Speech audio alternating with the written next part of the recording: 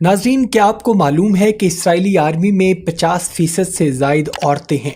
क्योंकि इसराइल पूरी दुनिया में वाहिद एक यहूदी मुल्क है और तादाद में कम होने की वजह से यहाँ हर लड़के और लड़की को यूनिवर्सिटी ग्रेजुएशन के बाद फौज में भर्ती होना पड़ता है और फौजी ट्रेनिंग लेना पड़ती है। इसराइली फौज में लेफ्टिनेंट से कैप्टन तक 60% तक लड़कियां हैं, जो ज्यादातर सेकुलर और मगरिबाना सोच रखती हैं और मजहब इनके लिए कोई खास अहमियत नहीं रखता।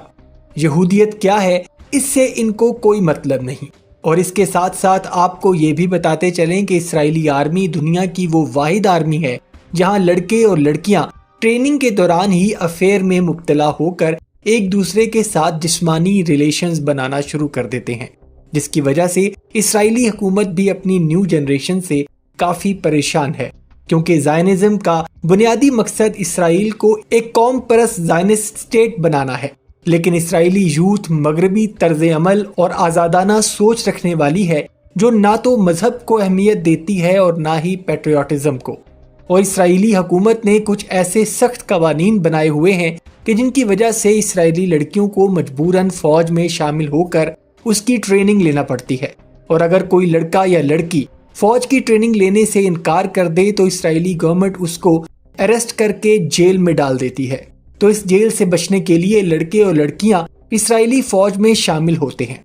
तो नाजरीन, ऐसी फौज जिसमें जबरी भर्तियां होती हों और आपको जबरदस्ती फौजी ट्रेनिंग करवाई जाती हो कि अगर ना की तो जेल में डाल देंगे, तो ऐसी आर्मी की बहादुरी और जज्बा किस कदर नीचे गिरा होगा, ये आप समझ सकते हैं। ये लोग वैसे भी इखलाक और इंसानियत की तजलील में पहले ही इतना गिर चुके हैं कि अल्लाह की पनाह, और पूरी दुनिया इन पर थू थू कर रही है।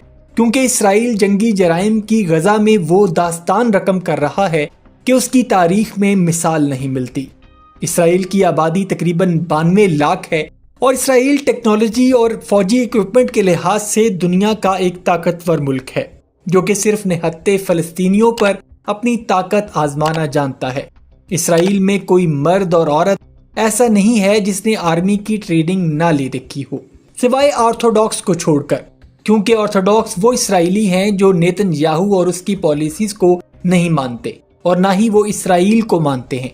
वो कहते हैं कि अल्लाह ने ज़बूर और तौरात में वाज़े कर दिया है कि जब तक उनका मसीहा नहीं आता यहूदी दुनिया में भटकते रहेंगे और ज़मीन पर उनका मुल्क नहीं होगा, कि जब तक उनका मसीहा दज्जाल दुनिया पर ज़हूर पजीर ना हो जाए, और वही मसीहा उनको निजात दिलाएगा और उनके लिए दुनिया को फतह करेगा।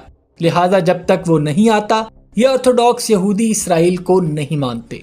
और यही ऑर्थोडॉक्स यहूदी नेतन्याहू इसराइली गवर्नमेंट के गले का कांटा बने हुए हैं कि जिनको ना वो निगल सकता है और ना ही उगल सकता है। नाजरीन, क्या आपको मालूम है कि इसराइली आर्मी में 50% से जायद औरतें हैं?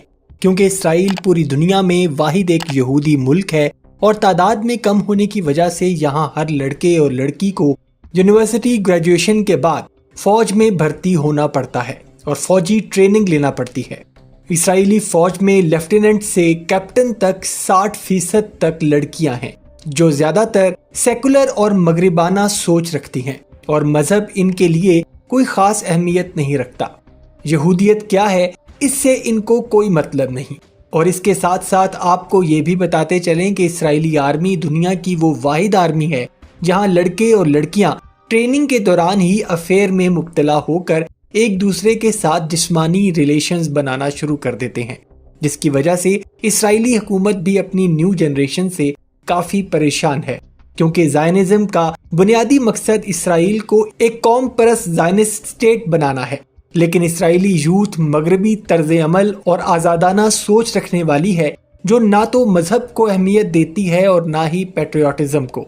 और इसराइली हुकूमत ने कुछ ऐसे सख्त कवानीन बनाए हुए हैं कि जिनकी वजह से इसराइली लड़कियों को मजबूरन फौज में शामिल होकर उसकी ट्रेनिंग लेना पड़ती है। और अगर कोई लड़का या लड़की फौज की ट्रेनिंग लेने से इनकार कर दे तो इसराइली गवर्नमेंट उसको अरेस्ट करके जेल में डाल देती है।